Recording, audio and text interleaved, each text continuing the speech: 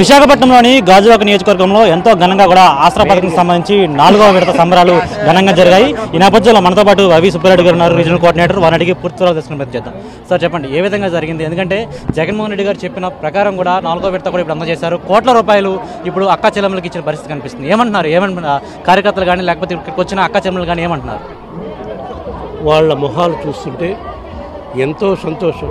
వాళ్ళ జీవితంలో ఇంతకన్నా పండగ వాతావరణం చేసుకోవటానికి ఇంకొక రోజు ఉండదు అని చెప్పి వాళ్ళ ఆనందం వెళ్ళబుచ్చుతున్నారు. ఎందుకంటే 2014లో అధికారంలోకి వచ్చి ఇప్పుడు ఎవరైతే కూటమిగా తయారయ్యారో వాళ్ళిద్దరూ చంద్రబాబు నాయుడు, పవన్ కళ్యాణ్, అప్పుడు కూడా వీళ్ళిద్దరూ కూటమిగా తయారయ్యాయి, అధికారంలోకి వచ్చారు.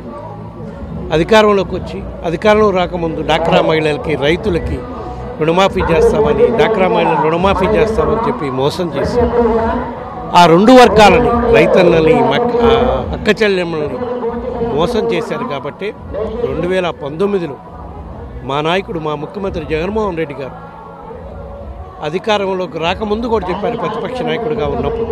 అధికారంలోకి వచ్చినాక తప్పకుండా చంద్రబాబు నాయుడు ఏ విధంగా అయితే మోసం చేశారో ఆ రెండు వర్గాలని ఆదుకుంటాను. ఒకటి రైతులకు రైతు భరోసా ఇచ్చి వాళ్ళని ఆదుకోవడం జరిగింది.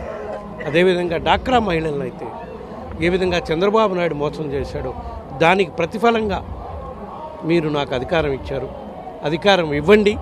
అధికారంలోకి వచ్చినాక మొదటి సంవత్సరం వదిలిపెట్టి తర్వాత 4 సంవత్సరాల్లో 4 విడతలుగా మీ రుణాలు మొత్తం మాఫీ చేస్తాను అని సుమారుగా రాష్ట్ర వ్యాప్తంగా ఉన్న 7,80,000 మంది డాక్రా గ్రూపులకి ఆయన వాగ్దానం చేశాడు. చేసిన మేరకు ఈ రోజుతో ఏదైతే గాజువాక నియోజకవర్గంలో ఈరోజు 4వ విడత డాక్రా మహిళల రుణమాఫీకి డబ్బులు రిలీజ్ చేయడం జరిగిందో సుమారుగా ఆ విధంగా రాష్ట్ర వ్యాప్తంగా కూడా ఈరోజు గాజువాక నియోజకవర్గంలో అయితే సుమారుగా 38 కోట్లు 4వ విడత, మొత్తం అయితే సుమారుగా 130 కోట్లు ఒక గాజువాక నియోజకవర్గంలో అక్క చెల్లెమ్మలకు రుణమాఫీ కోవటం ఇది జరిగింది. రాష్ట్ర వ్యాప్తంగా అయితే సుమారుగా 7,80,000 మంది మహిళా సంఘాలకి 26,000 కోట్లు, సుమారుగా 25,600 చిల్లర కోట్లతో సుమారుగా 26,000 కోట్లు రుణాలు మాఫీ చేసిన ఘనత ముఖ్యమంత్రి జగన్మోహన్ రెడ్డి గారు. అందుకే చెప్పిన మాట నిలబెట్టుకుంటారు, ఇచ్చిన హామీలు అమలు చేస్తారు. అది ముఖ్యమంత్రి జగన్మోహన్ రెడ్డికే సాధ్యమని ఈరోజు రాష్ట్ర వ్యాప్తంగా ప్రజలు నిరాంజనాలు పట్టే పరిస్థితి వచ్చింది.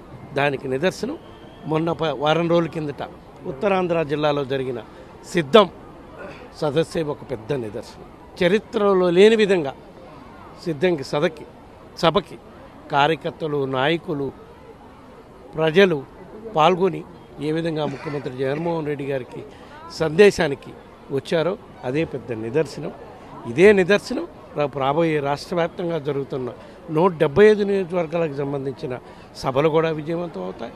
అదేవిధంగా రాష్ట్ర వ్యాప్తంగా కూడా ప్రజలు 175 నియోజకవర్గాల్లో ముఖ్యమంత్రి జగన్మోహన్ రెడ్డి గారిని మళ్ళా ఆశీర్వదించడానికి సిద్ధంగా ఉన్నారు అని చెప్పి ఈ సిద్ధంగా తెలియజేసుకుంటున్నాం. ఎందుకంటే ఈ పథకాలన్నీ అమలు చేస్తున్న పథకాలు కానివ్వండి, ఇచ్చిన హామీలు అమలు చేసిన ఘనత కూడా ఆయనదే. కాబట్టి మరీ ముఖ్యంగా అక్క చెల్లెమ్మకి అమలు చేస్తున్న సంక్షేమ పథకాల వల్ల లక్షలాది కోట్లాది కుటుంబాల్లో వెలుగులు నింపే కార్యక్రమం మళ్ళా రాబోయే రోజుల్లో ఈ రాష్ట్రంలో జరగాలంటే అది మళ్ళా ఈ రాష్ట్రానికి ముఖ్యమంత్రిగా జగన్మోహన్ రెడ్డి గారు అయితేనే సాధ్యమవుతుంది అని ప్రజలు నమ్ముతున్నారని చెప్పి ఈ సందర్భంగా తెలియజేసుకుంటారు. సార్, ఈ సంబరాల్లో అసందర్భమైనప్పటికీ కూడా రాష్ట్ర ప్రభుత్వం తెలియాల్సిన విషయం ఏంటంటే మార్గదర్శి స్కామ్ అనేది ఎంత సంచలనం సృష్టించింది, ఢిల్లీ వరకు వెళ్ళింది.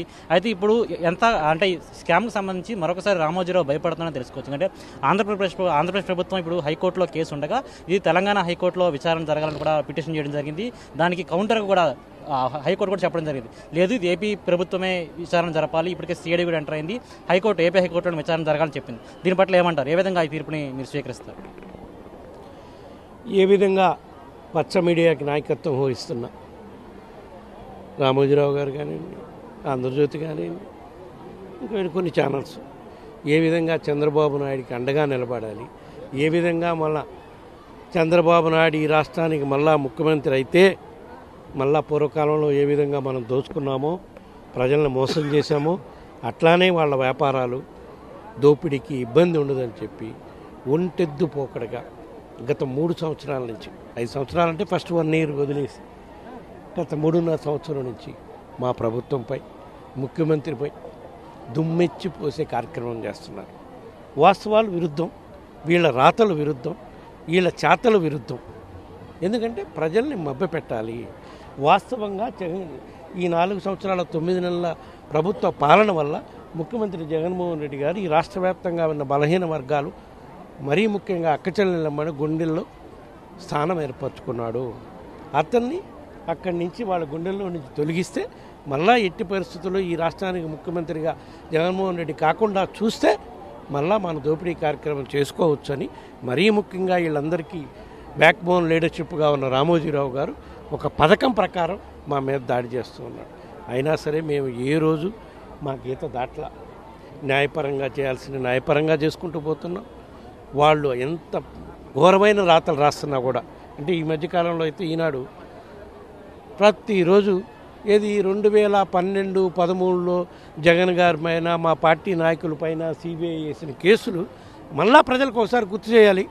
అదిగో ఆ కేసు అయిపోతే ఈయన జైలుకి వెళ్తాడు, ఇదిగో ఈ కేసు జడ్జిమెంట్ వస్తే ఈయన జైలుకి వెళ్తాడు, అంత తొందరగా ఉంది మళ్ళీ జైలుకి పంపించాలని నేను. అంత కుట్రపూరితంగా రాతలు రాసి ప్రజల్ని మభ్యపెట్టే కార్యక్రమం ఇది. ఏదో ఒక వ్యక్తిని మభ్యపెట్టే కార్యక్రమం కాదు, సమాజాన్ని మొత్తాన్ని వీళ్ళ రాతలతోటి, వీళ్ళ టీవీల్లో చూపించే కార్యక్రమాలతోటి ప్రజల్ని మొత్తాన్ని పక్కదోవ పట్టించాలని పెద్ద కుట్రతో చేస్తున్న కార్యక్రమాలకి ఆ దేవుడు కూడా చూస్తుంటాడు. ఎందుకంటే న్యాయస్థానాలపైన మాకు అపారమైన నమ్మకం ఉంది. ఎందుకంటే స్వర్గీయ రాజశేఖర రెడ్డి గారు ఉన్నప్పుడు కూడా రామోజీరావు గారి మీద మార్గదర్శి కేసులు కానివ్వండి, చాలా కేసులు వచ్చినాయి. ఎందుకంటే వీళ్ళు వ్యవస్థలను మేనేజ్ చేయడంలో దిట్ట. అట్లా అని న్యాయస్థానాలను వాళ్ళు మేనేజ్ చేస్తున్నారని న్యాయస్థానానికి ఆ నింద అంటగట్టడం లేదు, వీళ్ళు ప్రయత్నం చేస్తారు.